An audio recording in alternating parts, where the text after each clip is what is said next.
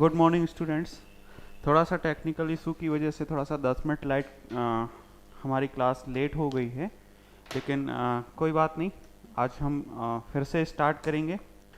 अच्छा, एक्चुअली में किसी कारणवश टेक्निकल इशू की वजह से कल आपका टेस्ट नहीं हो पाया था, लेकिन हम इस वीक में किसी भी दिन आपका टेस्ट वो कंडक्ट करा सकते हैं। और एज यूजुअल जैसे संडे को हमारी क्लास में टेस्ट हुआ करेगा वो तो होगा ही, साथ में ये जो टेस्ट लास्ट क्लास में स्किप हो गया है उस टेस्ट में किसी टेक्निकल इशू की वजह से, तो वो टेस्ट हम इस वीक के किसी एक दिन आपके एक्स्ट्रा टाइम में जरूर करा देंगे। वो उसे आपको आपके ऐप में अपलोडेड कर दिया जाएगा और आप उसे इन्फॉर्म कर सकते हैं, ठीक है।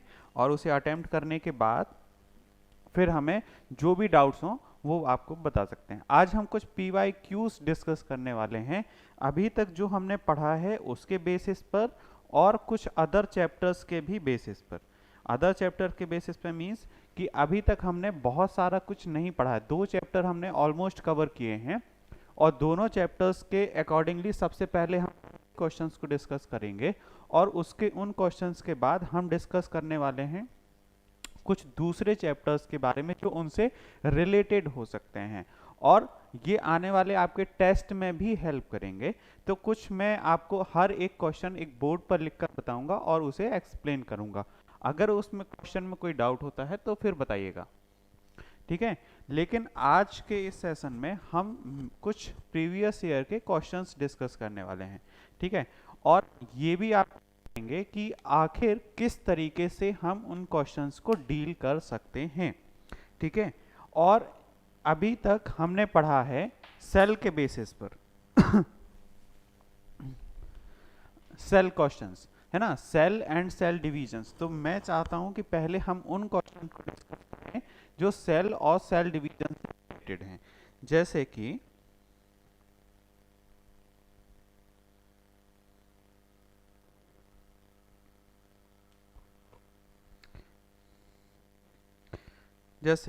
एक क्वेश्चन हम लेते हैं कि इस क्वेश्चन, और क्वेश्चन एक्चुअली में मैं बोर्ड पर आपको पूरा लिखूंगा, उसके बाद ही आप उसे समझ पाएंगे कि किस तरीके से हमारे एग्जामिनेशन में क्वेश्चंस होते हैं, ठीक है। जैसे क्वेश्चन नंबर 1, इसमें करना है match the column with respect to with respect to cell organelles। Cell organelles के बारे में हमने बहुत अच्छे से पढ़ा है और उनके फंक्शन भी। तो एंड देयर फंक्शन, आज आपको थोड़ा सा रिप्लाई करना होगा इस क्वेश्चन को करने के बाद। जैसे जैसे मैं क्वेश्चन पर बोर्ड पर लिखूंगा उस क्वेश्चन का आप रिप्लाई करेंगे, ठीक है। और आंसर रिप्लाई करना जरूरी है। सबसे पहले क्वेश्चन होता है कॉलम 1 एंड कॉलम 2। इन दूसरे क्वेश्चन में ये पहला वर्ड लिखा होगा कि सबसे फर्स्ट है गोल्जी अपैरेटस। याद है ना कि गोल्जी अपैरेटस का फंक्शन क्या होता है। सेकंड होता है ribosomes bound ER endoplasmic reticulum. Third one is microtubules and fourth one स्पीरोसोम्स। चलो, और इसके लिए हमारे पास ऑप्शन है इसके फंक्शंस के, helps in spindle fibre. B option है synthesize and storage fat. C option मिलेगा आपको secretory proteins and D option में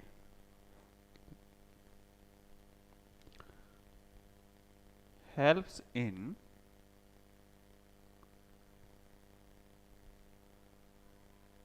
pseudopodia formation, and last one is, क्योंकि हमारे पास सेल ऑर्गेनेली 4 ही हैं लेकिन फंक्शन 5 हैं, इसमें आपको छोड़ना पड़ेगा कि कौन सा नहीं है ना, तो एक्रोसोम ऑफ स्पर्म। अब इन सभी में आपको आंसर देखना है कि क्या आंसर हो सकता है। पढ़ के देखिए और डिसाइड कीजिए कि क्या आंसर है इसमें।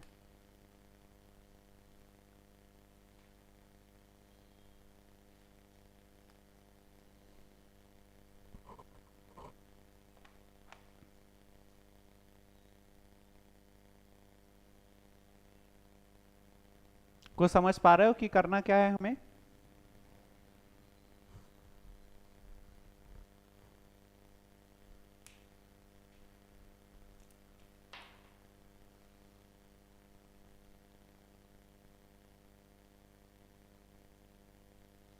चलो यहां पर हम देखते हैं कि क्या क्या हो सकता है, क्योंकि अगर हम बात करें फर्स्ट गोल्गी अपैरेटस की, तो गोल्गी अपैरेटस का काम क्या होता है?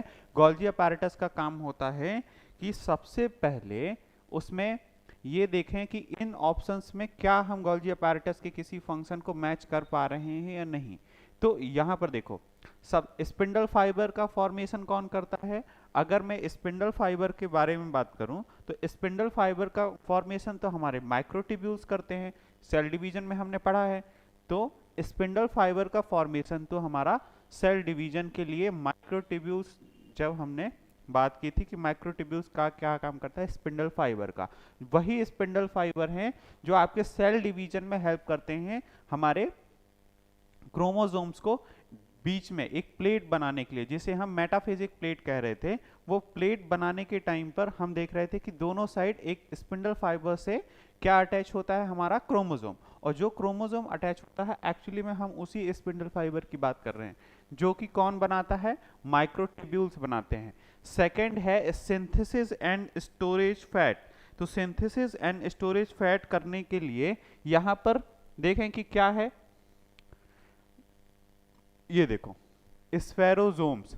स्फेरोजोम्स क्या करते हैं? हमारे फैट को स्टोर करेंगे और सिंथेसाइज करेंगे किस चीज को?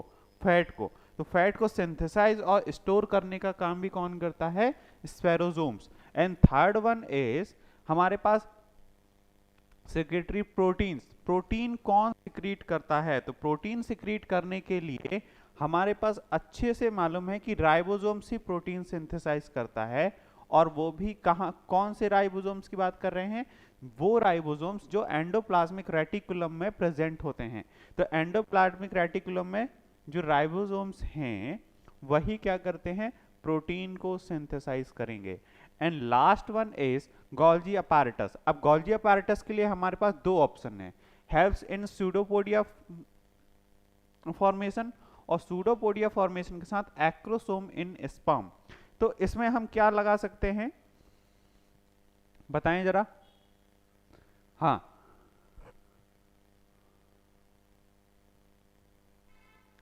देखो सूडोपोडियल फॉर्मेशन जो होता है वो अमीबॉइड स्ट्रक्चर के लिए हम देखते हैं कि अमीबा में भी जब हम गोल्गी अपैरेटस तो प्रेजेंट होता है क्या? नहीं। तो जब वहां पर ये सारी चीजें प्रेजेंट नहीं होती हैं तो एक्रोसोम इन स्पर्म, ये जो उसकी मोटालिटी को इंक्रीज करने के लिए यहाँ पर एक्रोसोम क्या होता है? स्पर्म का अपर पार्ट, जो इसे हम एक्रोसोम कहते हैं, वही क्या है? हमारा गोल्गी अपैरेटस फॉर्म करता है। ठीक है, तो ये फंक्शन हमें याद रखने हैं। और क्वेश्चन किस तरीके से होंगे, इसके ऑप्शन कुछ इस तरीके से हमें बना सकते हैं कि फर्स्ट का ऑप्शन रहता है हमारा फिफ्थ, ठीक है, या ई। सेकंड होगा, सेकंड का ऑप्शन सेकंड से सी। इस तरीके से हमारे एग्जामिनेशन में कुछ 4 ऑप्शंस गिवन होंगे, उस ऑप्शन को आपको टिक करना है। ठीक है, थर्ड है, जैसे थर्ड है माइक्रोट्यूब्यूल्स और थर्ड से हमने चेक किया है A. And fourth one is spherosomes. Spherosomes से मतलब फोर्थ पार्ट जो हम देख रहे हैं, तो फोर्थ का बी। तो इस तरीके से आपको ऑप्शंस गिवन होंगे और इस ऑप्शंस में आपको ये चूज करना है, ठीक है।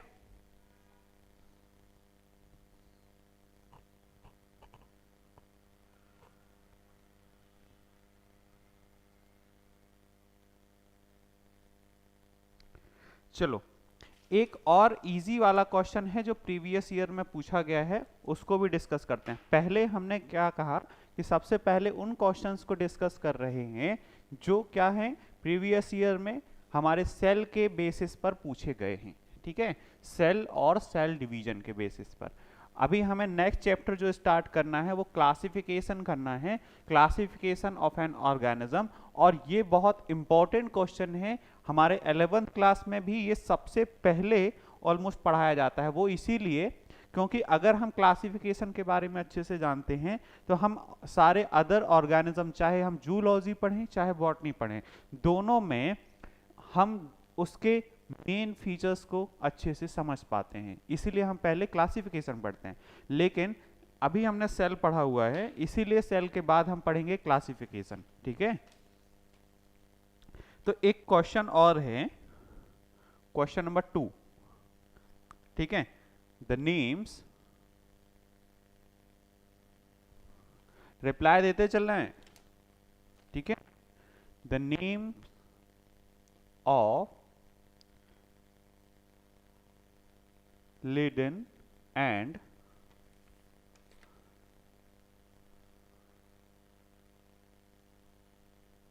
Sichuan are associated with। अब बताओ, इनका नाम हमने कहीं तो याद किया है कि लीडन एंड ह्वान जो है, लीडन एंड ह्वान क्या करते हैं, किसके लिए एसोसिएट हैं। अगर मैं बात करूं सबसे फर्स्ट कि अगर लीडन एंड ह्वान की बात करें तो protoplasm as the physical basis of life, protoplasm as the physical basis of life. First option तो आपका ये है। सेकंड ये है कि ये सेल थ्योरी इन्होंने दी थी। And third one is theory of cell lineage. And fourth one nucleus function as control centre of cell, ठीक है। ये हमारे कुछ क्वेश्चन, ये हमारा एक क्वेश्चन है। इस क्वेश्चन में आपको ये बताना है कि लीडन एंड सिचुआन दो साइंटिस्ट थे और इन साइंटिस्ट ने क्या किया है कि ये बताना है कि क्या थ्योरी ऑफ सेल लाइनेज दिया, बिल्कुल नहीं। सबसे फर्स्ट तो हम, क्योंकि क्वेश्चन में कई बार क्या होता है कि हम उसके बारे में क्लियरली नहीं जान पाते हैं, और अगर क्लियरली उसके बारे में नहीं पता है तो सबसे ये तो पता हो सकता है कि ये नहीं होगा। तो यहाँ पर हम यूज करते हैं एलिमिनेशन मेथड को।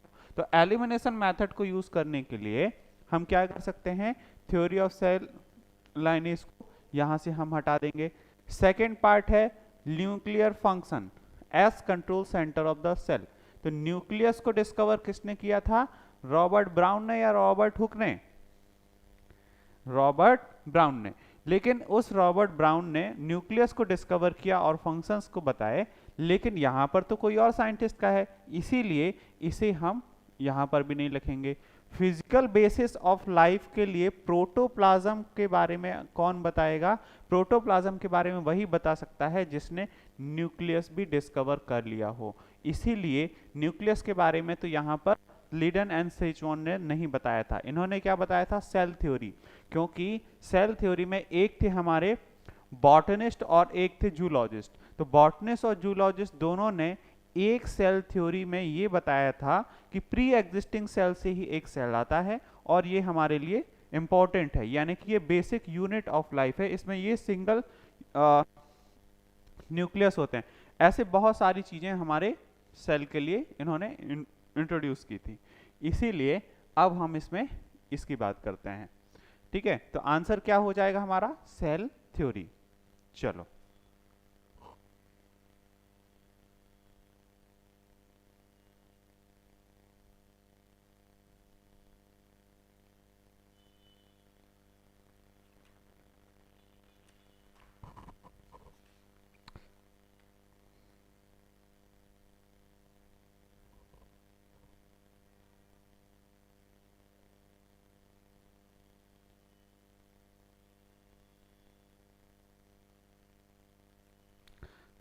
अब कुछ ऐसे क्वेश्चंस देखते हैं जो सेल से रिलेटेड तो हैं, लेकिन सेल के साथ साथ किसी दूसरे चैप्टर से भी रिलेट करते हैं, यानी कि सेल का ही वो पार्ट है, सेल के साथ साथ दूसरे चैप्टर से भी रिलेट कर पा रहे हैं। जैसे अगर मैं बात करूं किसकी, ई कोलाई की। ई कोलाई आप जानते हैं किसे कहते हैं?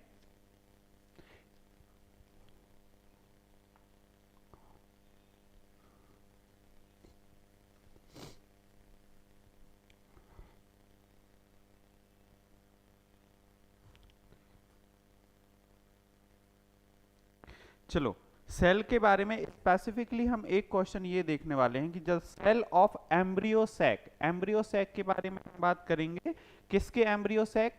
हम बात कर रहे हैं प्लांट की, ठीक है। तो प्लांट के एम्ब्रियो सैक में दो एंड होते हैं, आपको तो अच्छे से पता है। दो एंड कौन कौन से? एक होता है चलाजल एंड और दूसरा होता है कौन सा? पढ़ा है क्या आप लोगों ने?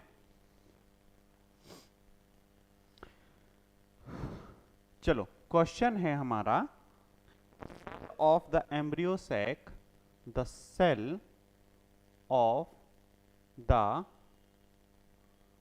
Embryo sac in the chalazal end, in the chalazal end is called. अब ये सोचना है आपको कि चलाजल एंड में जाना है या फिर हमें पाइलर एंड की तरफ जाना है। तो इसमें देखते हैं कि सबसे फर्स्ट ऑप्शन है antipodal cell, antipodal cell. Second option है सिनर्जिड्स। थर्ड वन होता है एग एंड सिनर्जिड्स।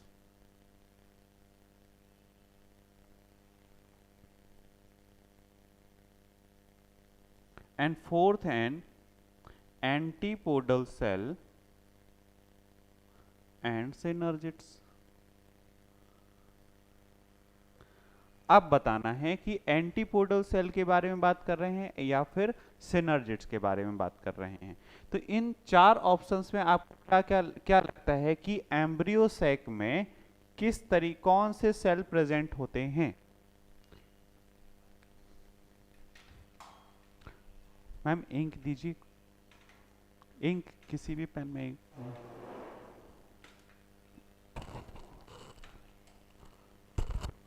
हाँ बताइए। देखो सबसे फर्स्ट हम बात कर रहे हैं कि यहाँ पर क्या लिखा हुआ है, एम्ब्रियो सैक।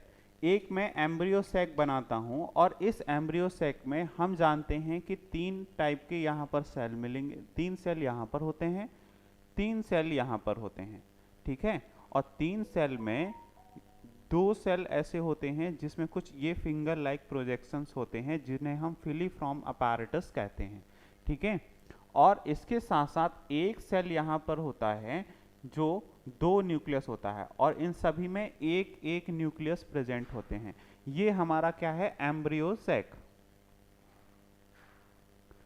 Embryo sac. तो एम्ब्रियो सैक जो होता है इस पार्ट में, अब ये बताना है कि कौन से सिनर्जिड्स हैं। तो ये हमारा एक हम मान लेते हैं कि ये है हमारा चलाजल एंड, ठीक है। तो चलाजल एंड में ये पार्ट अलग होगा और चलाजल एंड के बाद दूसरा एंड जिसे हम कहते हैं ये हमारा है माइक्रो पाइल एंड, या फिर इसे हम माइक्रोपाइलर एंड भी कहते हैं। तो माइक्रोपाइलर एंड और चलाजल एंड के बारे में जब हम बात करते हैं तो ये होते हैं हमारे एंटीपोडल सेल, एंटीपोडल सेल। यहां पर ये है हमारा सेंट्रल न्यूक्लियस, है ना, सेंट्रल न्यूक्लियाई के बारे में बात कर रहे हैं। और ये हमारे ये जो दो जिन्हें फिंगर लाइक प्रोजेक्शंस दिखाई दे रहे हैं इन्हें हम कहते हैं सिनर्जिड्स। और ये जो मिडिल में है इसे हम कहते हैं एग सेल। तो अब इन चारों तरफ में, इन चारों में ये क्वेश्चन हमारा बन सकता है कि सिनर्जिड्स कहाँ पर होते हैं, एग एंड सिनर्जिड्स कहाँ पर होते हैं। क्योंकि एग के साथ सिनर्जिड प्रेजेंट होते हैं कहां पर, ये तो होते हैं माइक्रोपाइलर एंड पर। सिनर्जिड्स अकेले नहीं पाए जाते हैं, एंटीपोडल सेल के साथ सिनर्जिड्स नहीं होते हैं, है ना। यानी कि सिनर्जिड्स किसके साथ होंगे, एग सेल के साथ सिनर्जिड्स होते हैं। एंड चलाजल एंड पर ही हमारे एंटीपोडल सेल पाए जाते हैं। चलाजल एंड पर ही हमारे क्या पाए जाते हैं, एंटीपोडल सेल होते हैं। तो ये तीन हम स्किप कर सकते हैं कि सिनर्जिड्स अकेले तो नहीं होंगे। फर्स्ट, सिनर्जिड्स के साथ क्या होता है, एग सेल होते हैं। तो सबसे फर्स्ट तो ये हो गया एंटीपोडल सेल और सिनर्जिड्स। अब जब हम बात करें एग सेल के साथ सिनर्जिड्स होता है तो एंटीपोडल के साथ तो होगा ही नहीं, इसलिए ये भी कैंसिल। हमारा करेक्ट आंसर क्या है, एंटीपोडल सेल। जो एंटीपोडल सेल किस एंड में होते हैं, चलाजल एंड में। तो ये हमारा एम्ब्रियो सेक है। हम किसकी बात कर रहे थे, एम्ब्रियो सेक किसका, प्लांट का, ठीक है।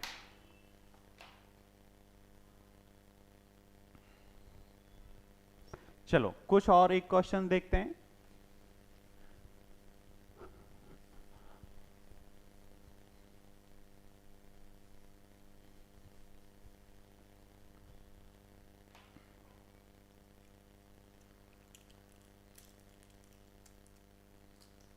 अच्छा, आप लोग ये बताएं कि रेस्पायरेशन कैसा प्रोसेस है।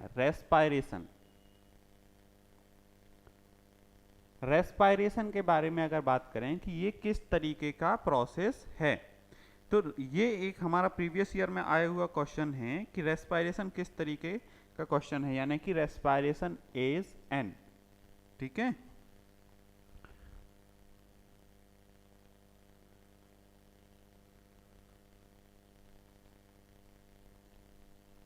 तो ऑप्शंस में जो होंगे, ऑप्शंस के अकॉर्डिंगली अगर मैं बात करूं तो सबसे फर्स्ट मैंने कहा एंडोथर्मिक प्रोसेस।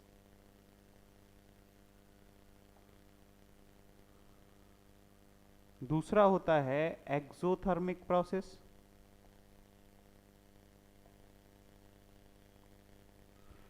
थर्ड है एंडो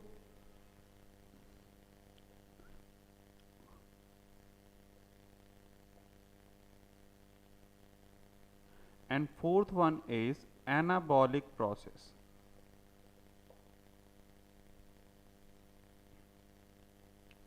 Unexceptionally.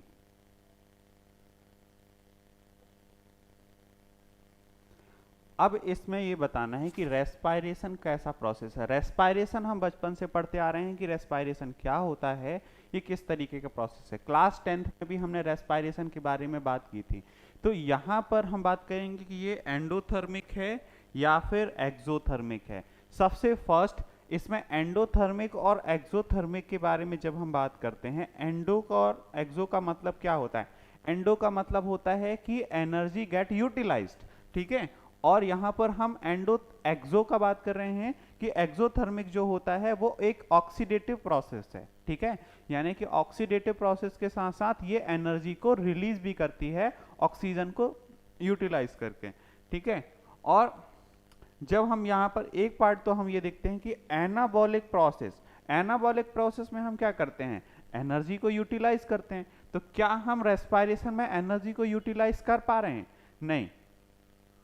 यहां बताएं किस तरीके से। तो देखो एक पार्ट होता है जब हम रेस्पायरेशन में हम बात करते हैं तो एक वर्ड याद रखना है, मेटाबॉलिज्म। मेटाबॉलिज्म में दो पार्ट होते हैं, एक होता है एनाबॉलिज्म और एक होता है कैटाबॉलिज्म। तो एनाबॉलिज्म एंड कैटाबॉलिज्म, तो रेस्पायरेशन कैसी प्रोसेस होती है, एनाबॉलिकली या फिर कैटाबॉलिक। तो यहां पर एक पार्ट में हमें यह देखना है कि एक में एनर्जी का रिलीज होना होगा और दूसरे में एनर्जी को हम यूटिलाइज करते हैं। तो एनर्जी को यूटिलाइज करने के साथ साथ यहां पर हम एक्चुअली में देख रहे हैं एनर्जी को रिलीज करना, क्योंकि रेस्पायरेशन जब हम करते हैं, रेस्पायरेशन कोई एक ब्रीदिंग प्रोसेस नहीं है, रेस्पायरेशन एक प्रोसेस है जहां पर हम मॉलिक्यूल्स को, अपने फूड को बनाते हैं और उस फूड में जो उसे क्या करते हैं, ब्रेक डाउन कर रहे होते हैं। ये प्रोसेस जो है ये सेलुलर रेस्पिरेशन के भी नेम से हम जिसे जानते हैं। एक्चुअली में है क्या, सेलुलर रेस्पिरेशन में भी हम उन सारी चीज़ों के बारे में ध्यान से देखें कि रेस्पिरेशन में हर वो न्यूट्रिएंट हम जिसे ब्रेक डाउन कर रहे हैं और सेल को प्रोवाइड करते हैं और जिससे एनर्जी प्राप्त करते हैं, एक्चुअली में है क्या, वो एक एक्सोथर्मिक प्रोसेस है। एक्सोथर्मिक प्रोसेस जहां पर हम यूटिलाइज करते हैं ऑक्सीजन का, यानी कि ये एक प्रकार से हम कहें ऑक्सीडेटिव प्रोसेस है, ऑक्सीडेटिव प्रोसेस। ठीक है, तो ऑक्सीडेटिव प्रोसेस भी है और ये एक्सोथर्मिक प्रोसेस भी है, क्योंकि यहां पर हम एनर्जी को क्या करते हैं, एनर्जी गेट रिलीज्ड। ठीक है, ये क्वेश्चन अब ध्यान में रहेगा।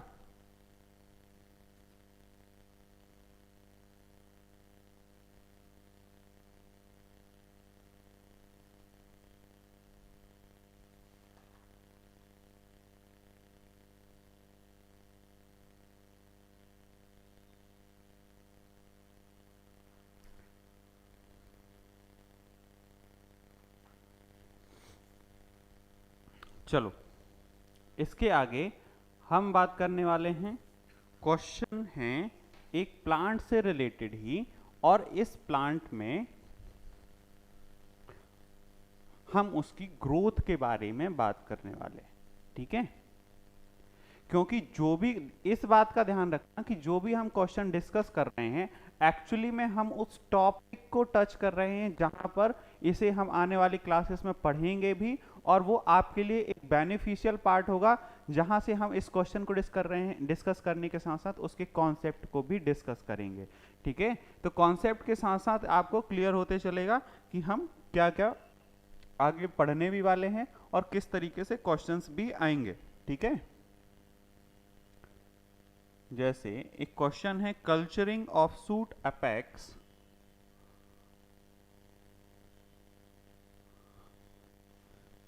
as explains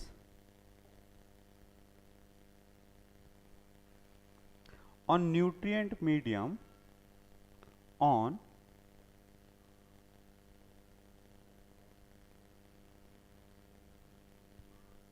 nutrient medium in tissue culture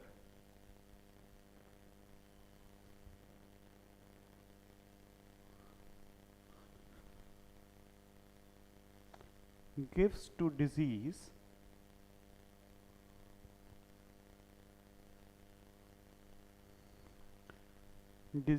free plants,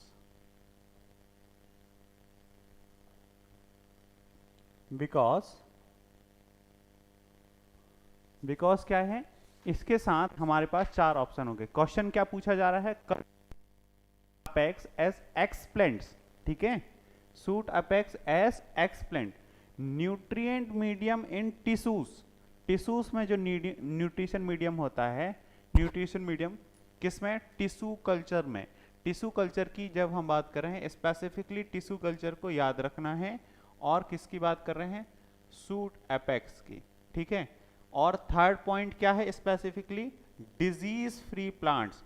जब हम डिजीज फ्री प्लांट के बारे में बात करते हैं तो क्या क्या हमारे दिमाग में आना चाहिए, वो सारी चीजें हम देखने वाले हैं। इसमें ऑप्शंस के अकॉर्डिंगली हम जाएंगे। जैसे क्वेश्चन ऑप्शंस में है, option number 1, such an explant contains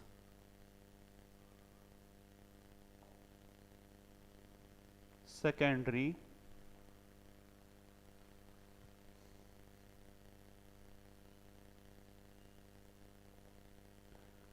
metabolites।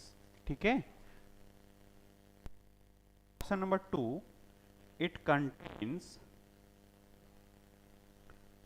Toxins that prevent growth of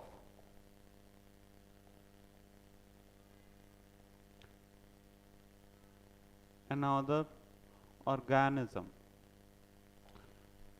third one है such explant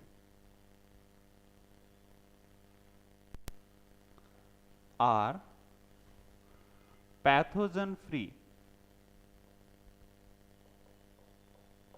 And fourth one is sterilization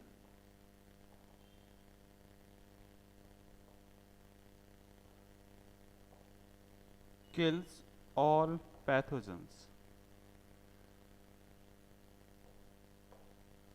अब ये बताना है कि इसमें क्या ऑप्शन सही है, ठीक है। ये एक हमारा क्वेश्चन है। इस क्वेश्चन में ध्यान से देखो कि हमें क्या क्या चाहिए, किस चीज की रिक्वायरमेंट है। रिक्वायरमेंट है फर्स्ट हम बात कर रहे हैं सूट एपेक्स की, ठीक है, किसी भी एक्सप्लेंट्स में। And nutrition medium in tissue culture. Tissue culture क्या होता है कि एक टिश्यू की हेल्प से हम किसी प्लांट को ग्रो कराते हैं, हम उसकी बात कर रहे हैं। और उसे कैसा बनाना है, हमें डिजीज फ्री प्लांट बनाना है। तो डिजीज फ्री प्लांट बनाने के लिए हमें क्या क्या करना चाहिए, जैसे देखो ऑप्शन नंबर ए को हम पढ़ते हैं, such as explant contains secondary metabolites. ऐसा पॉसिबल है क्या कि अगर हम किसी भी एक्सप्लेन को उसके अंदर क्या रखें, सेकेंडरी मेटाबॉलिटीज रखें, तो इससे क्या ऑप्शंस हैं कि वो डिजीज फ्री हो सकता है? बिल्कुल नहीं, ऐसा बिल्कुल नहीं, क्योंकि अगर हम किसी एक्स्ट्रा चीज को हम बॉडी के अंदर इंसर्ट करा दें, उससे पहले वाली चीज तो नष्ट नहीं हो जाएगी, है ना। तो इसीलिए हम सेकेंडरी मेटाबॉलिटीज को भी यहां पर कैंसिल करेंगे। सेकेंड है it contains toxin that prevent growth of another organism. ये आपको कुछ हद तक सही लग सकता है, लेकिन सही क्यों नहीं है? सबसे पहले तो ये देखिए, इट कंटेन्स टॉक्सिन्स। अगर टॉक्सिक मटेरियल है तो किसी ना किसी ऑर्गेनिजम्स के लिए या फिर किसी डिजीज के लिए वो हार्मफुल हो, किसी ना किसी डिजीज, यहाँ पर कोई ना कोई डिजीज कॉज हो सकती है। सबसे फर्स्ट तो हमें ये देखना है, ठीक है। अगर डिजीज कॉज हो सकती है, उसकी ग्रोथ में, है ना, prevent growth of another organism, किसी दूसरे ऑर्गेनिज्म के बारे में बात करें तो उसे क्या प्रिवेंट कर सकती है? नहीं, है ना। थर्ड है, एक पार्ट हम देखते हैं, स्टेरिलाइजेशन किल्स ऑल पैथोजेंस। सारे पैथोजेंस को किल कर पाना क्या पॉसिबल है? बिल्कुल नहीं। हाँ, लेकिन ये ऑप्शंस करेक्ट है कि सच explant are the pathogen free. किसी भी पैथोजन के लिए वो वहां तक पहुंच पाना इम्पॉसिबल है। पैथोजन का मतलब होता है कि जैसे हम किसी स्पेसिफिक पार्ट की बात करें, किसी स्पेसिफिक प्लांट की बात करें, स्पेसिफिक प्लांट में कुछ ही ऐसे पैथोजेंस होते हैं। Pathogens means what? पैथोजेंस का मतलब होता है कि जो उस प्लांट में अटैक करने वाला ऑर्गेनिजम्स है जो उसके लिए सबसे प्रिय है ना। तो सबसे पहले जो सबसे प्रिय होता है वो उसे ही खाएगा। तो हम कुछ ऐसे ऑर्गेनिजम्स को मार्क कर लेते हैं कि ये किसी भी स्पेसिफिक प्लांट के लिए हार्मफुल हो सकता है, तो हम उसके लिए उस प्लांट को क्या बना सकते हैं? पैथोजन फ्री बना सकते हैं। जैसे अगर मैं एक एग्जाम्पल की बात करूं तो बायोटेक्नोलॉजी, इसे डिटेल से पढ़ने वाले हैं कि बायोटेक्नोलॉजी के अकॉर्डिंगली टिश्यू कल्चर में या किसी प्लांट में प्लांट को हम डिजीज फ्री कैसे बनाते हैं। क्योंकि मेडिसिन के क्षेत्र में सबसे ज़्यादा अगर किसी ने सक्सेस पाई है तो वो बायोटेक्नोलॉजी है, ठीक है। तो मेडिसिन के प्लेसेस में और किसी भी ऑर्गेनिज्म के जीन्स को चेंज करने में, ऑर्गेनिज्म बात करेंगे प्लांट की भी, तो प्लांट के जीन्स को चेंज करके क्या हम उसे पैथोजन फ्री बना सकते हैं? तो हाँ, बिल्कुल पैथोजन फ्री बना सकते हैं, डिजीज फ्री भी बना सकते हैं। और डिजीज फ्री के साथ साथ हम उसे किसी भी टेम्परेचर को रेगुलेट करने या किसी एनवायरनमेंट को रेगुलेट करने के अकॉर्डिंगली भी बना सकते हैं। इसीलिए यहां पर हम क्या ऑप्शन चूज करने वाले हैं? करेक्ट ऑप्शन क्या होगा? सच एक्सप्लेंट्स आर पैथोजन फ्री। ठीक है, नेक्स्ट क्वेश्चन देखते हैं।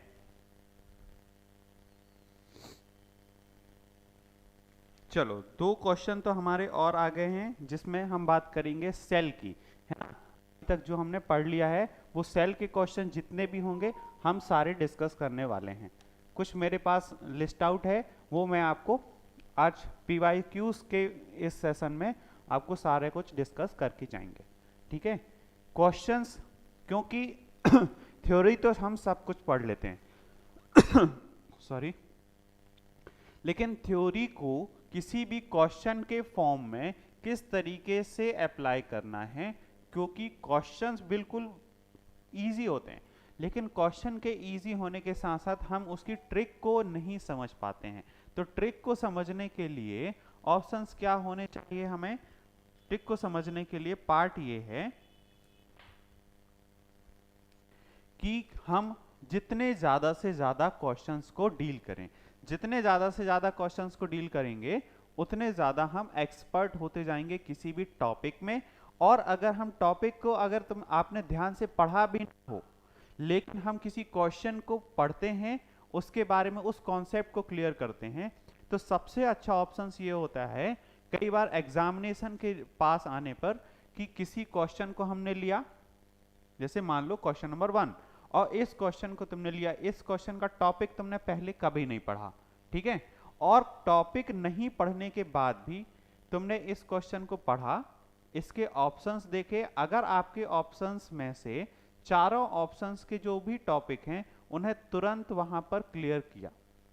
टॉपिक मींस कि अगर फर्स्ट यहां पर लिखा है सेंट्रियोल, यहां पर लिखा है सेंट्रॉइड, यहां पर लिखा है न्यूक्लियस, और यहां पर लिखा हुआ है मान लिया ER, ठीक है, और किसी ऑप्शंस में ये पूछा गया किसी फंक्शन के बारे में, तो उस फंक्शन के क्या चारों तरफ ये चारों होते हैं, तो इन चारों के फंक्शन हम हाल के हाल तुरंत ही पढ़ लेते हैं।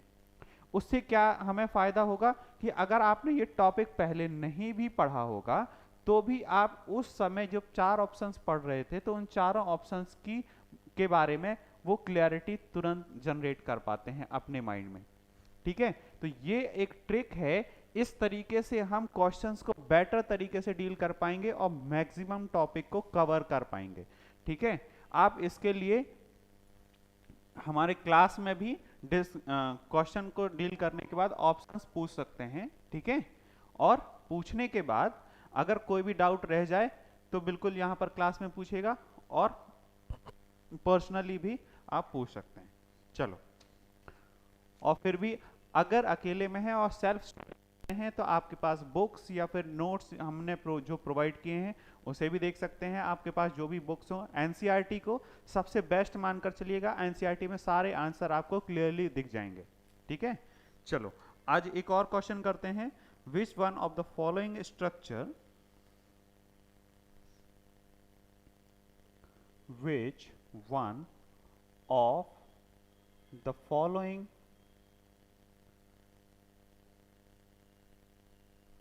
structure is not common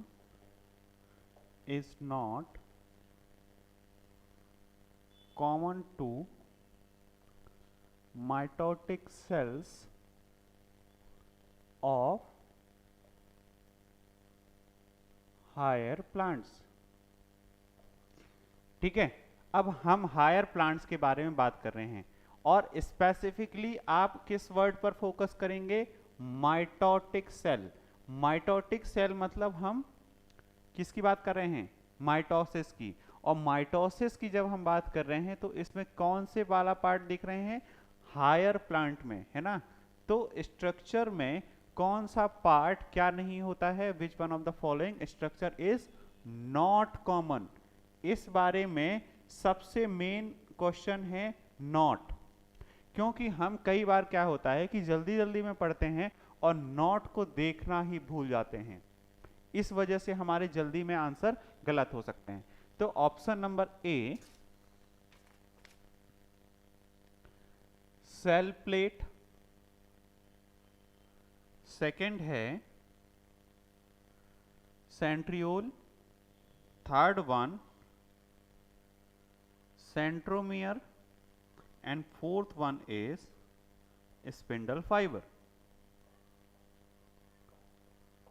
ठीक है। तो अब हम इसके बारे में बात करने वाले हैं कि एक्चुअली में structure is not common in mitotic cell. Mitotic cell में क्या कॉमन नहीं है? ध्यान से देखें तो जब हम माइटोसिस करते हैं तो सेल प्लेट हमें दिखाई देती है, ठीक है।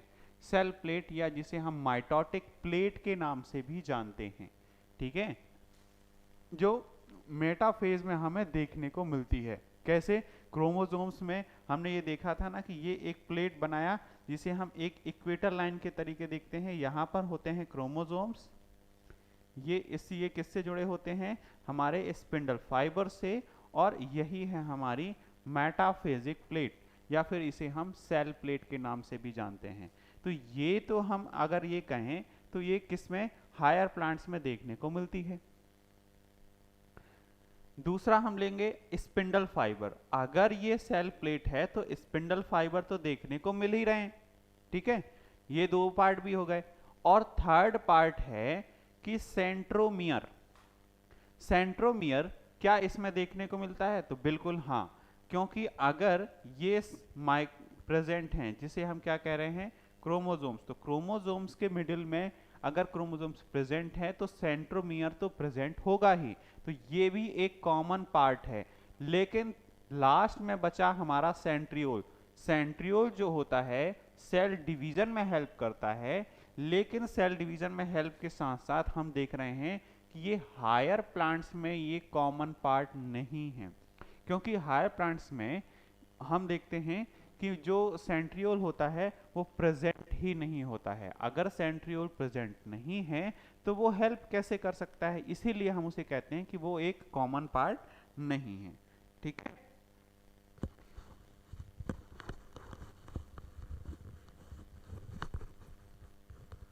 चलो वन मोर क्वेश्चन डील करते हैं।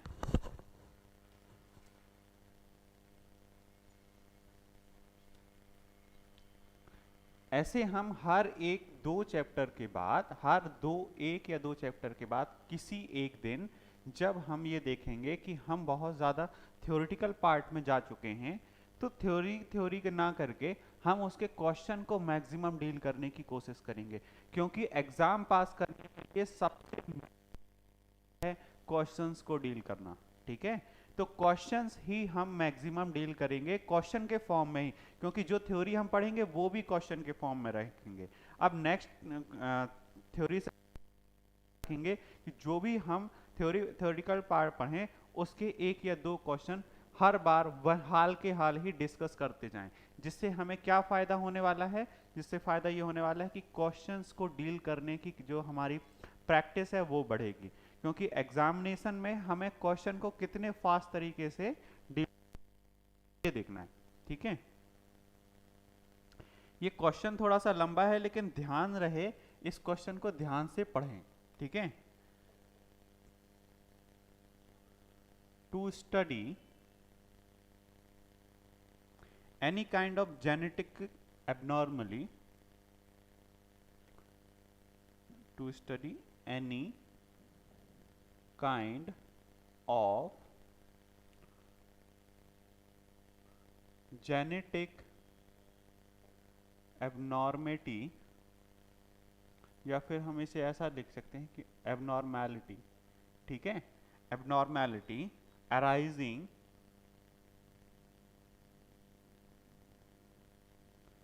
due to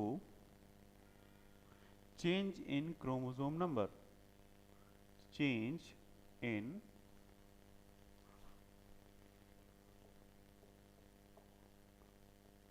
chromosome number।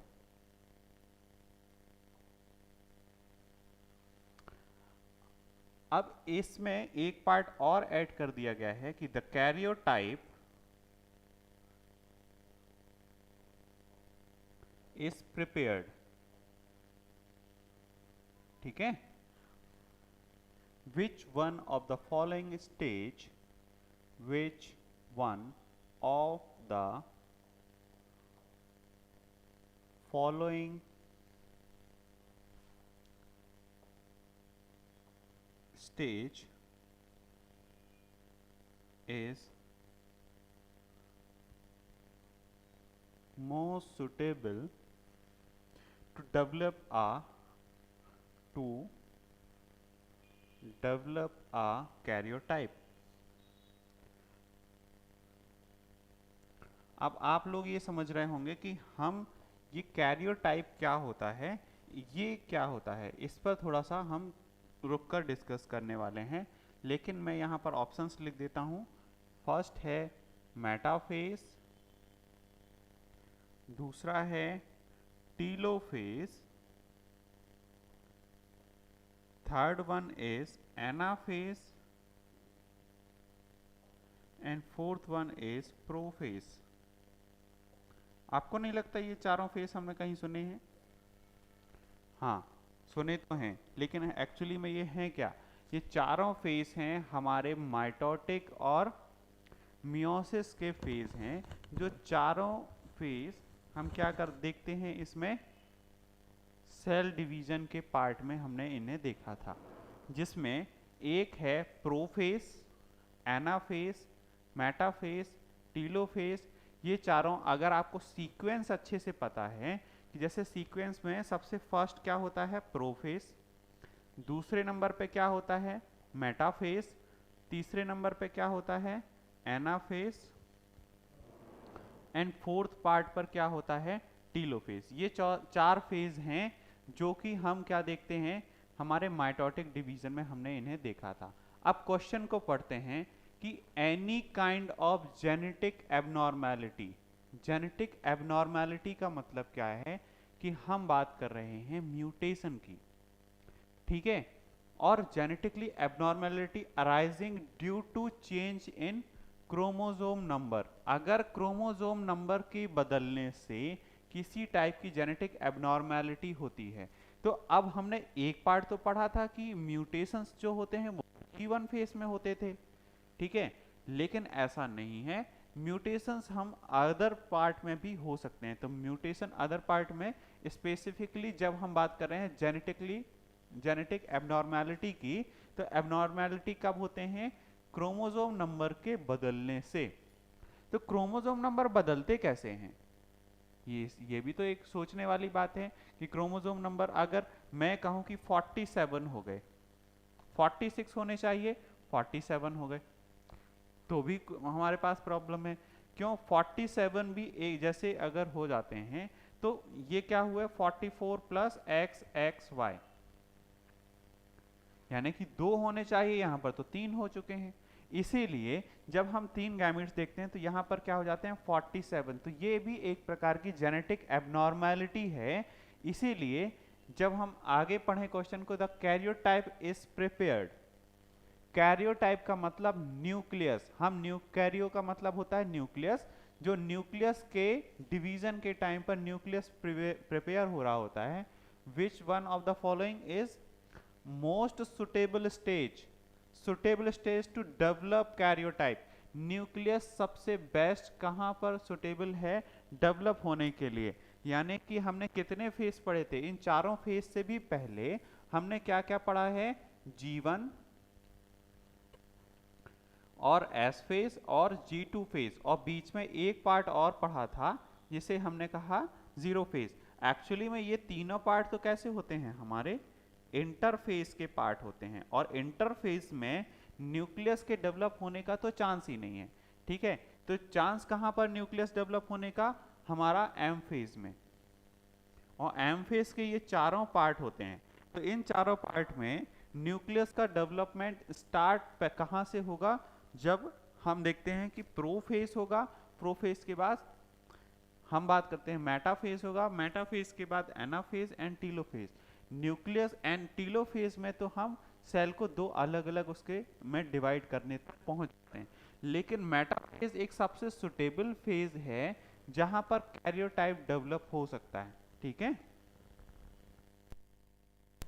तो कैरियोटाइप डेवलप होने के लिए सबसे सुटेबल फेज कौन सा है, मेटाफेज। चलो नेक्स्ट क्वेश्चन डील करें।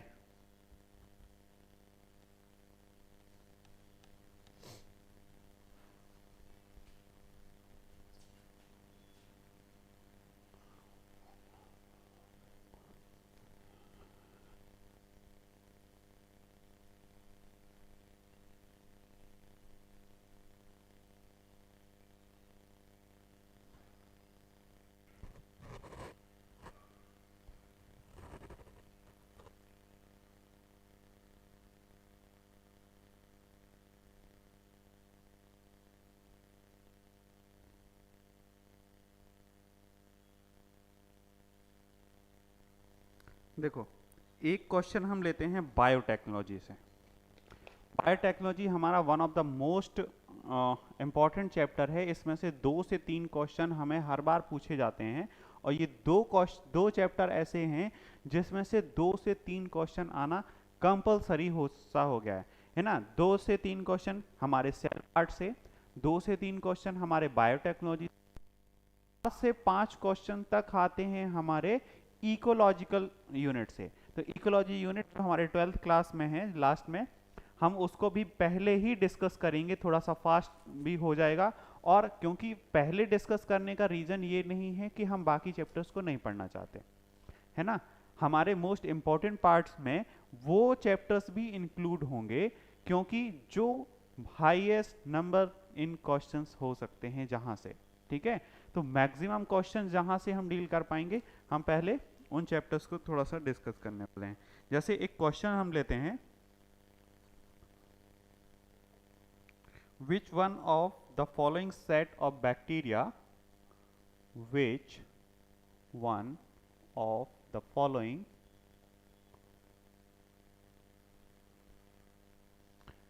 sets of bacteria, यहां पर आपको कुछ बैक्टीरिया के नेम दिए जाएंगे, उसमें आपको क्या बताना है कि are found to be very useful. Very useful किस चीज के लिए यूजफुल होने वाले हैं? Useful in genetic engineering experiment. Genetic engineering experiments. अब ध्यान से ये देखना है कि जेनेटिक इंजीनियरिंग लिखा हुआ है, ठीक है। अगर आपने ये चैप्टर पढ़ा होगा तो आपको पता होगा कि कितने टाइप की इंजीनियरिंग होते हैं। देखो, फर्स्ट पार्ट है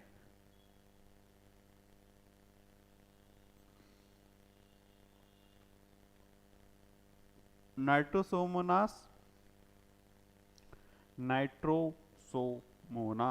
है ना। एंड इसके साथ हमें लिखना है कैल्बिसेला, ठीक है। सेकेंड बैक्टीरिया है जिसे हम कहते हैं राइजोबियम, और राइजोबियम के साथ साथ इसमें एक इसका कॉम्बिनेशन लेते हैं डिप्लोकोकस।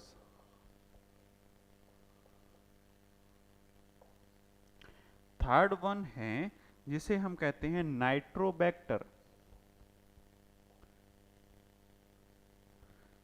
और नाइट्रोबैक्टर के साथ ये होता है एजोटोबैक्टर, ठीक है, Azotobacter. And fourth one is Escherichia and Agrobacteria या एग्रोबैक्टीरियम, ठीक है।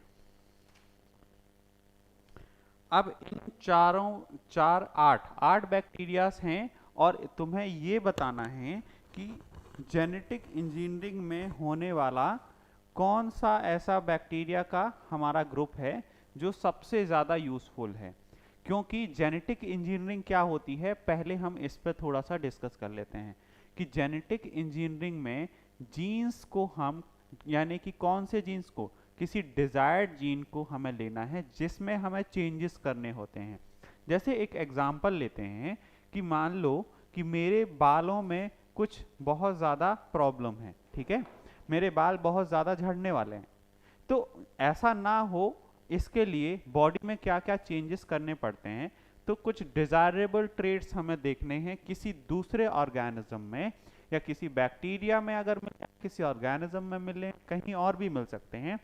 तो हमने वहां से उस कैरेक्टर को उठाया और अपने डिजायर्ड जीन में उसके कैरेक्टर को उसके जीन के प्लेस पर क्या कर देते हैं, इम्प्लांट करते हैं।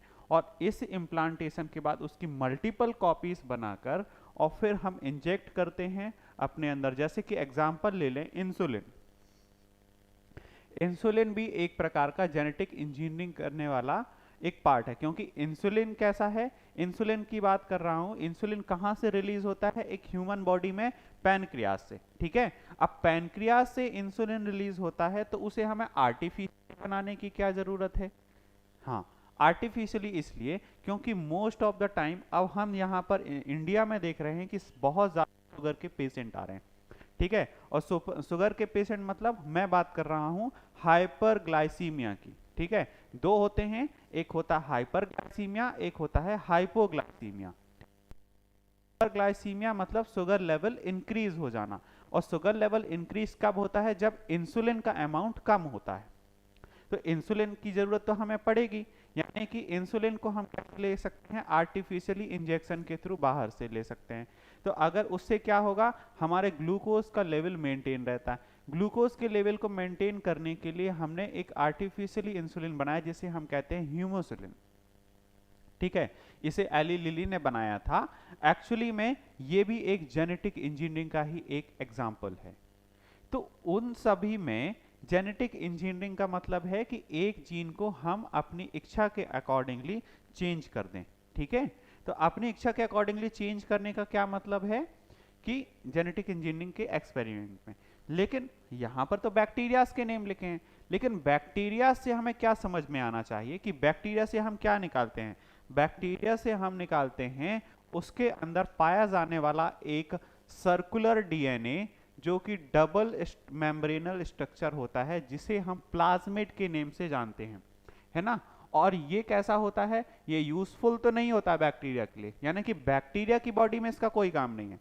ये किसके लिए हमें हेल्प करता है, इसमें हम इसे एज अ वेक्टर लेकर और यहां पर हम अपना डिजायर्ड जीन लगाएंगे, और डिजायर्ड जीन को लगाकर और फिर हम अपने डिजायर्ड जीन को लगाने के बाद इसे इंजेक्ट कर देंगे उस पार्ट में जिसकी हम मल्टीपल कॉपीज, क्योंकि इसके जो ऑप्शंस होते हैं, यानी कि इसके कैरेक्टरिस्टिक्स में सबसे मेन फीचर है इसका क्या, सेल्फ रेप्लिकेशन का, ठीक है। अगर एक इसे परफेक्ट एनवायरनमेंट मिल जाए तो सेल्फ रेप्लिकेटिंग करके इसे मल्टीपल टाइम्स को इंक्रीज करने के लिए हमें किसी मशीनरीज की जरूरत नहीं पड़ेगी, ठीक है। तो इसीलिए हम इसका यूज करते हैं। तो ये एक्चुअली में ये प्लाज्मिड निकाला कहां से जाता है, प्लाज्मिड निकाला जाता है हमारे बैक्टीरिया से। तो अब यही देखना है कि जेनेटिक इंजीनियरिंग करते समय इन बैक्टीरियाज में से हम कौन से बैक्टीरिया का सबसे ज्यादा इस्तेमाल करते हैं, यानी कि सबसे ज्यादा प्लाज्मिड निकाल कर और हम उसमें अपनी जेनेटिक इंजीनियरिंग के एक्सपेरिमेंट को परफॉर्म करते हैं। तो उसको परफॉर्म करने के लिए किस की जरूरत पड़ेगी हमें, ठीक है। सबसे पहले नाइट्रोमोनास बिल्कुल नहीं, क्योंकि ये तो ऐसे बैक्टीरिया हैं, जैसे कि मैं बात करूं नाइट्रोबैक्टर, एजेटोबैक्टर, है ना, ये जो हमारे हैं ये कहां पर पाए जाते हैं, ये नाइट्रोजन फिक्सेशन के काम में आते हैं। तो बॉडी में नाइट्रोजन फिक्सेशन का क्या काम, ठीक है, ह्यूमन बॉडी में किस चीज का क्या काम। तो अगर ह्यूमन बॉडी में नहीं है तो प्लांट में हम कर सकते हैं, लेकिन अभी तक हमने नाइट्रोजन यानी कि सॉइल को मॉडिफाइड करने के लिए ऐसा कुछ नहीं किया है। तो ये तो हमारे पहले ही एलिमिनेट हो जाते हैं। एक है डिप्लोकोकस। कोकस से याद रखना है कि जो बैक्टीरिया जब हम पढ़ने वाले हैं, मोनेरा में हम पढ़ेंगे, मोनेरा के एक पूरा स्ट्रक्चर है, तो उसमें अलग अलग शेप एंड साइज के हमें बैक्टीरिया देखने को मिलेंगे। और उसी में हम जैसे जैसे ये कोकस लिखा हुआ है, तो कोकस किसी एक स्पेसिफिक स्ट्रक्चर को इंडिकेट करता है। जैसे अगर दो बैक्टीरिया के जो मॉलिक्यूल्स हैं वो कैसे हैं, यानी कि आपस में दो बैक्टीरिया कुछ इस तरीके से सर्कुलर हों और आपस में एक साथ जुड़े हुए होते हैं। तो कुछ फ्री भी होते हैं, एक भी होता है, कुछ दो होते हैं, कुछ बंच के फॉर्म में देखने को मिलेंगे, है ना। तो अलग अलग शेप एंड साइज के नेम पर उनके बैक्टीरिया के नेम भी चेंज हो जाते हैं, उसका नॉमेनक्लेचर हम वहां पर देखने वाले हैं। तो ये बैक्टीरिया तो यहां पर नहीं है। अच्छा, ई कोलाई, जैसे इश्चरीचिया लिखा है तो इसका पूरा नाम आपको याद होना चाहिए, क्योंकि जनरली हम क्या पढ़ते हैं, ई कोलाई पढ़ लेते हैं, और ई कोलाई हमें याद रहता है, इश्चरीचिया तो रहेगा नहीं।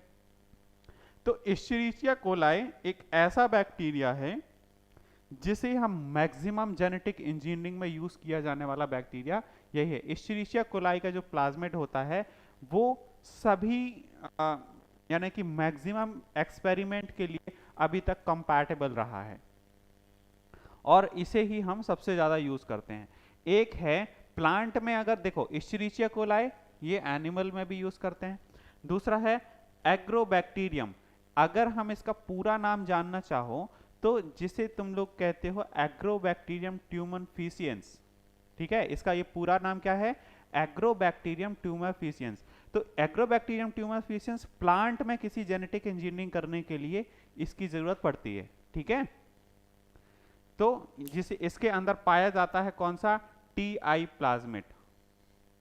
तो टी आई मतलब ट्यूमर इंड्यूसेस की बात कर रहे हैं हम, जो ट्यूमर कॉज करता है। ह्यूमंस में भी अगर जो ट्यूमर कॉज करने वाले हमारे सेल्स हैं उसमें भी हम ये देखेंगे कि ये हम यूज करेंगे प्लांट में। प्लांट में स्पेसिफिकली बहुत सारी बीमारियां होती हैं जो कैंसर की तरह ही होती हैं, जो मल्टीपल सेल्स को इन्फेक्ट करती हैं। तो वहां पर हम जेनेटिक इंजीनियरिंग करेंगे तो कौन सा प्लाज्मिड यूज करेंगे, टीआई प्लाज्मिड, जो कि कहां से मिलता है, एग्रोबैक्टीरियम से प्राप्त होता है। तो अगर एग्रोबैक्टीरियम से प्राप्त होता है और इश्चरीशिया कोलाई यूज हो रहा है, इसका मतलब हमें इन दोनों का नाम अच्छे से याद रखना है कि कहां यूज होते हैं, जेनेटिक इंजीनियरिंग में। चलो, इसीलिए एक क्वेश्चन से हमारे कुछ ऐसे पार्ट डिस्कस हो जाते हैं जहां तक कई बार हम थ्योरेटिकल क्लास में नहीं पहुंच पाते हैं। हालांकि मैं उन सारे पार्ट को कवर करने की कोशिश करूंगा, मैक्सिमम पार्ट जो हमारे एग्जाम के पॉइंट ऑफ व्यू से बहुत इंपॉर्टेंट है।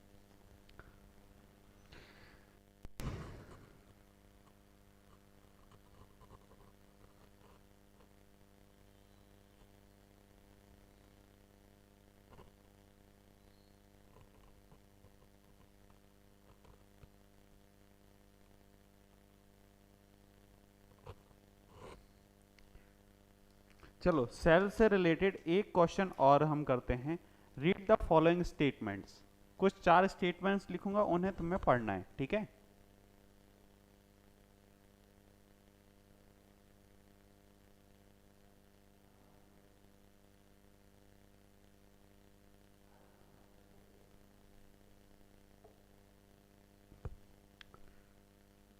फर्स्ट है presence of DNA,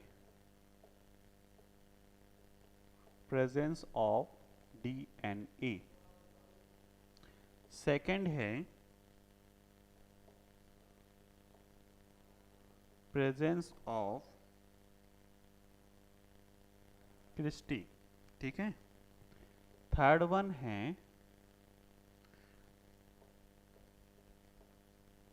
presence of the 70S ribosomes. Fourth one is enzyme for carbohydrate synthesis.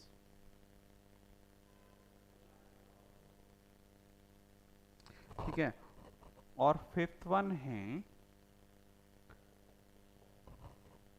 Site for oxidative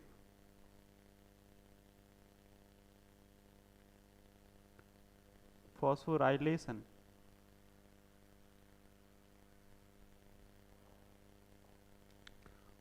ये 5वां पार्ट है।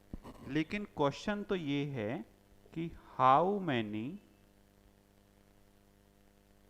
Of the above statement are in common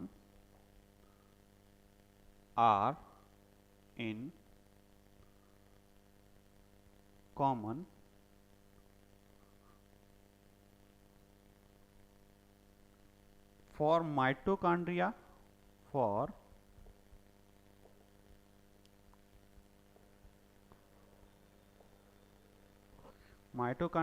and chloroplast.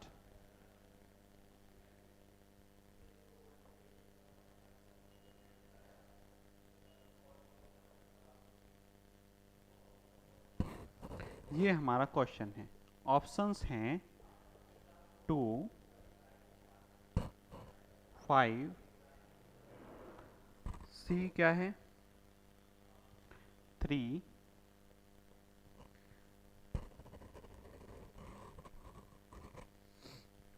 और fourth one is 4। चलो इसका answer देना है अपन को। Question क्या है, इसमें हमारे पास कुछ 4 से 5 अलग अलग स्टेटमेंट दिए हुए हैं। किसके रिस्पेक्ट में बताना है? The above statements are in common for mitochondria and chloroplast. ये दोनों हमने अच्छे से डिटेल से पढ़ लिया है। अब ये बताना है कि माइटोकॉन्ड्रिया और क्लोरोप्लास्ट के बेसिस पर हम इन पांचों में से कौन सा स्टेटमेंट ऐसे हैं जो कॉमनली फॉर्म करते हैं। कॉमनली मतलब माइटोकॉन्ड्रिया के लिए भी वो है और क्लोरोप्लास्ट के लिए भी। ठीक है, तो कितने स्टेटमेंट्स हैं ये बताना है। 1 है, 2 है, 3 और 4। ठीक है, तो सबसे फर्स्ट हम देखते हैं प्रेजेंस ऑफ डीएनए। बिल्कुल है। कैसे बात करेंगे? माइटोकॉन्ड्रिया में अपना खुद का डीएनए होता है। ठीक है, माइटोकॉन्ड्रिया में अपना खुद का डीएनए होता है, अपना खुद का जेनेटिक मटेरियल होता है। और तो क्या माइटोकॉन्ड्रिया में होता है तो क्या क्लोरोप्लास्ट में भी होता है? हाँ, क्लोरोप्लास्ट भी एक ऐसा सेल ऑर्गेनेली है जिसमें अपना खुद का डीएनए होता है। यानी कि सेल के अंदर भी, अब हम कहेंगे सेल में तो डीएनए अपना होता है, लेकिन सेल के अंदर दो ऐसे सेल ऑर्गेनेली हैं जो अपने खुद के डीएनए को फॉर्म करते हैं, यानी कि उनकी पहचान ही अलग होती है। ठीक है, सेकेंड पार्ट हम देखते हैं कि एक तो हमें मिल गया फर्स्ट, सेकेंड है प्रेजेंस ऑफ क्रिस्टी। तो अब ये बताएं कि क्रिस्टी क्या दोनों में प्रेजेंट होते हैं? नहीं। क्रिस्टी हम किसे कहते हैं? क्रिस्टी मतलब वो एक मॉड्यूल जैसा स्ट्रक्चर जिसे हम किसमें देखते हैं? माइटोकॉन्ड्रिया में देखते हैं। लेकिन ये तो क्लोरोप्लास्ट में प्रेजेंट नहीं होता है ना। क्लोरोप्लास्ट में ये डबल मेम्ब्रेनल स्ट्रक्चर तो होगा, लेकिन अच्छा हाँ, डबल मेम्ब्रेनल स्ट्रक्चर भी होते हैं दोनों, इस बात का ध्यान रखना। तो ये क्रिस्टी क्लोरोप्लास्ट में प्रेजेंट नहीं होता है, इसीलिए हम इसे क्या कहेंगे? ये ऑप्शन तो हमारा एलिमिनेट हो गया। थर्ड वन है presence of 70s ribosomes. 70s type के राइबोसोम्स कहां प्रेजेंट होते हैं? 70s टाइप्स के राइबोसोम्स हमारे फॉर्म करते हैं, प्रोटीन सिंथेसाइज करने के काम में आएंगे, है ना। तो प्रोटीन को जब सिंथेसाइज करने के लिए 70s राइबोसोम्स हैं, तो हमने ये पढ़ा है कि जो अपना प्रेजेंस ऑफ डीएनए इसमें लिखा हुआ है ना, इसका मतलब डीएनए अगर ये खुद का फॉर्म करता है तो डीएनए किससे बनता है? प्रोटीन के ही फॉर्मेशन से बनता है। तो प्रोटीन भी इसका अपना ही होगा। तो 70s टाइप का राइबोसोम्स माइटोकॉन्ड्रिया भी बनाता है और क्लोरोप्लास्ट भी बनाता है, इसीलिए इनके अपने अपने प्रोटीन ये खुद सिंथेसाइज कर सकते हैं। सॉरी।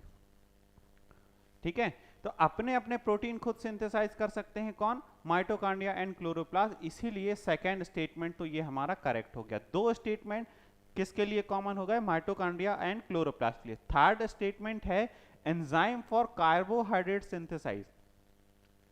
कार्बोहाइड्रेट सिंथेसाइज में माइटोकॉन्ड्रिया तो कार्बोहाइड्रेट सिंथेसाइज करता है या नहीं करता? बताओ। क्लोरोप्लास्ट में तो कार्बोहाइड्रेट सिंथेसाइज होता है, इसीलिए ये दोनों के लिए कॉमन नहीं है।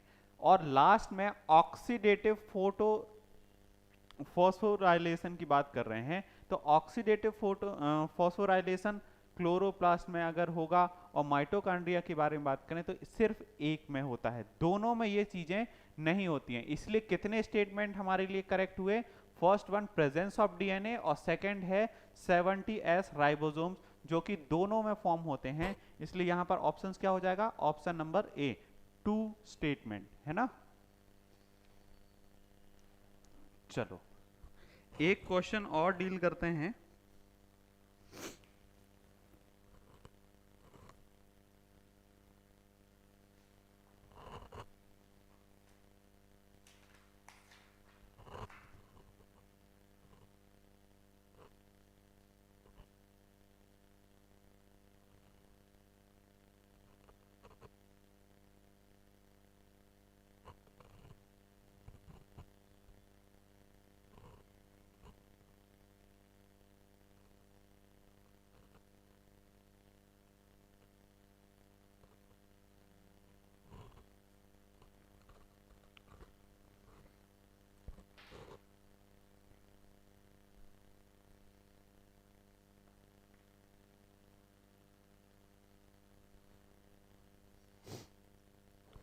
एक क्वेश्चन ये है,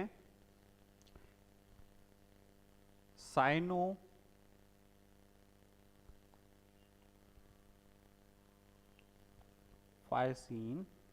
granules and glycogen granules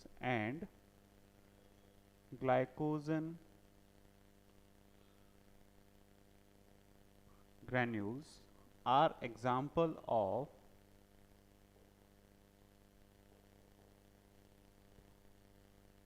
किस चीज के एग्जाम्पल हैं? Option number A microbodies, option number B inclusion bodies, third है SER and fourth one is cotton. एक क्वेश्चन और लिख देते हैं, दो क्वेश्चन एक साथ डिस्कस कर लेते हैं, ठीक है। क्वेश्चन ये है, during transcription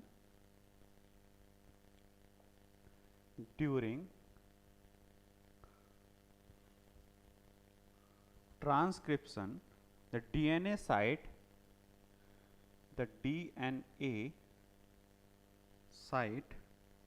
at which RNA polymerase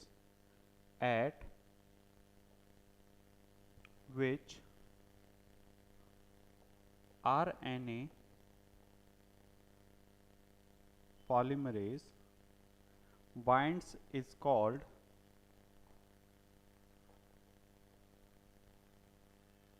उसे हम क्या कहते हैं? ऑप्शन नंबर ए है terminator, option number B promoter, C है regulator and fourth one is operator. ये हमारे पास दो क्वेश्चन हैं जिसके बारे में हमें देखना है, ठीक है।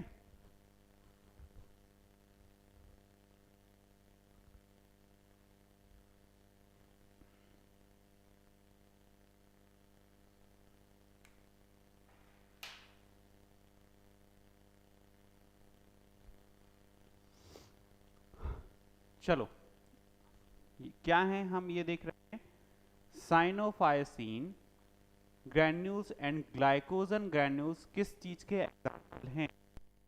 माइक्रोबॉडीज के, SER के, कॉटन के या फिर इंक्लूजन बॉडी के, ठीक है। तो ऑप्शंस आपको और सामने हैं, ये बताना है कि किस चीज के एग्जाम्पल हैं। सबसे फर्स्ट हम यहाँ पर कुछ चीजों को एलिमिनेट कर सकते हैं। SER तो बिल्कुल नहीं होगा। SER क्यों नहीं होगा? क्योंकि स्मूथ एंडोप्लाज्मिक रेटिकुलम में ग्रैन्यूल्स अलग से हम प्रेजेंट नहीं होते हैं। ये प्रोटीन के सिंथेसाइज के काम में नहीं आए। ये देखो प्रोटीन के सिंथेसाइज के काम में तो नहीं आते हैं, है ना। तो इसमें हम यहाँ पर ये देखते हैं कि प्रोटीन के साथ साथ ये फैट को जरूर सिंथेसाइज करते हैं, लेकिन SER इसमें ग्लाइकोजन ग्रैन्यूल्स को सिंथेसाइज नहीं करते हैं। स्पेसिफिकली हम बात कर रहे हैं साइनोफाइसिन की। ये एक्चुअली में साइनोफाइसिन एक्चुअली में है क्या? साइनोफाइसिन ग्रैन्यूल्स जो होते हैं ये कहाँ पाए जाते हैं? साइटोप्लाज्म में। किसके साइटोप्लाज्म में? बैक्टीरिया के साइटोप्लाज्म में पाए जाते हैं। तो साइटोफाइसिन ग्रैन्यूल्स एंड ग्लाइकोजन बैक्टीरियल कहाँ पाए जाते हैं? बैक्टीरिया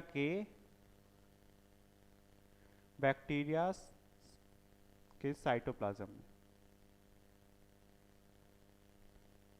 या फिर साइटोप्लाज्म ऑफ बैक्टीरिया।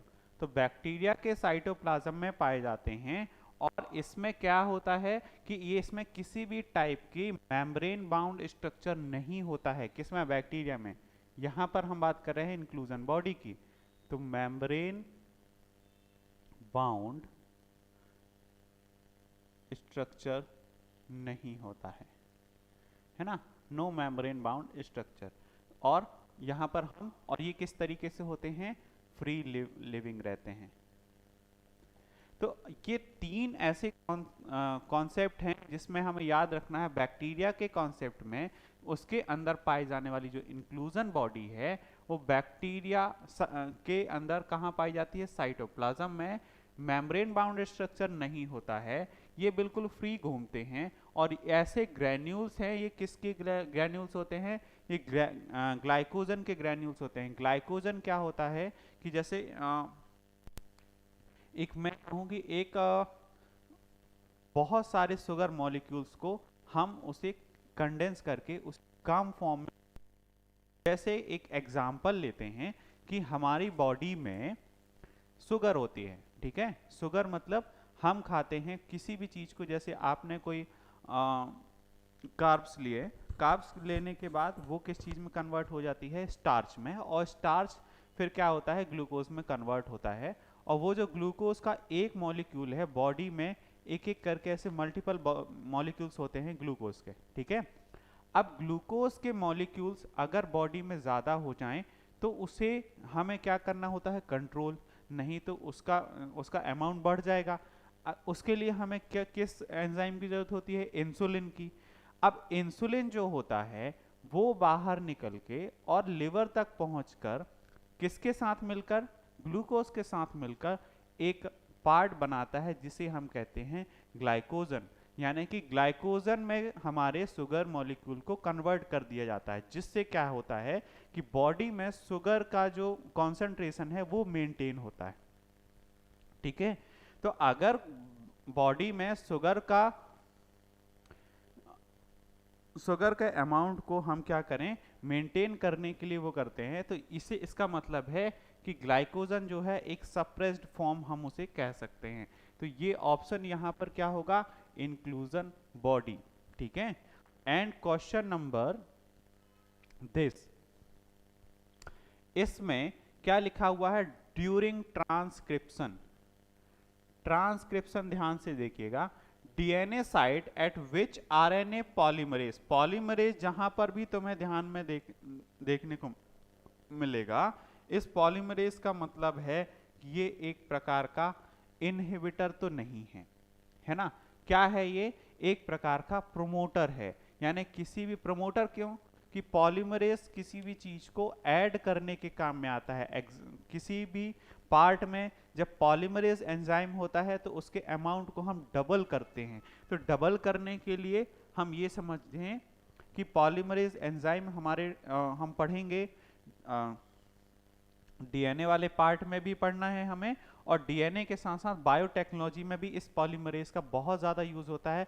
जहां पर हम किसी भी डिजायर्ड जीन की रेप्लिकेशन करते हैं तो वहां पर टैग पॉलीमरेज और पीसीआर जैसी टेक्नोलॉजी में हम इस पॉलीमरेज का यूज़ करने वाले हैं। तो कितने टाइप के पॉलीमरेज होते हैं सभी कुछ डिस्कस करेंगे, लेकिन इतना ध्यान में रखना है कि पॉलीमरेज जहां पर भी आए वहां पर हमेशा प्रोमोटर ही यूज़ होता है ना। तो पॉलीमरेज बाइंड यानी कि which RNA polymerase binds is called, तो आरएनए पॉलीमरेज के बारे में जब हम बात करते हैं तो वो होगा हमेशा प्रमोटर, ना कि टर्मिनेटर, ना कि रेगुलेटर, ठीक है।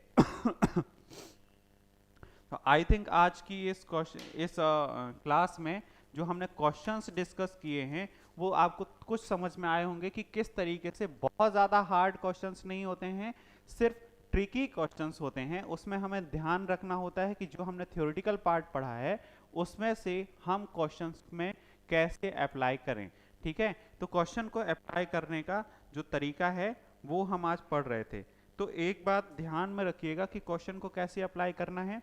थ्योरेटिकल पार्ट पढ़ेंगे,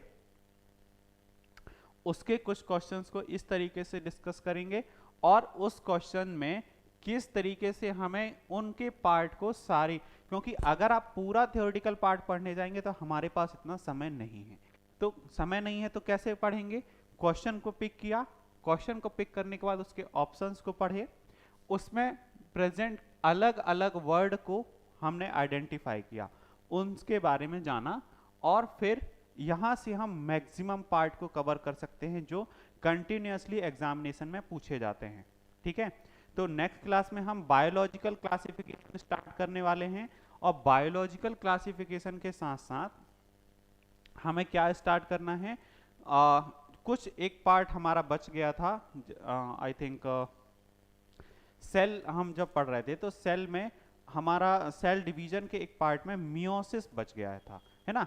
तो मियोसिस का थोड़ा सा पार्ट देखकर और फिर हम उसे आगे बढ़ेंगे किसमें, क्लासिफिकेशन में। ठीक है, तो पार्ट थोड़ा सा लंबा है, लेकिन हम उन टॉपिक्स को जरूर टच करने वाले हैं जो हमारे एग्जाम के पॉइंट ऑफ व्यू से इंपॉर्टेंट है। ठीक है, तो आई थिंक ये क्वेश्चंस समझ में आए होंगे, तो फिर कल मिलते हैं। Thank you.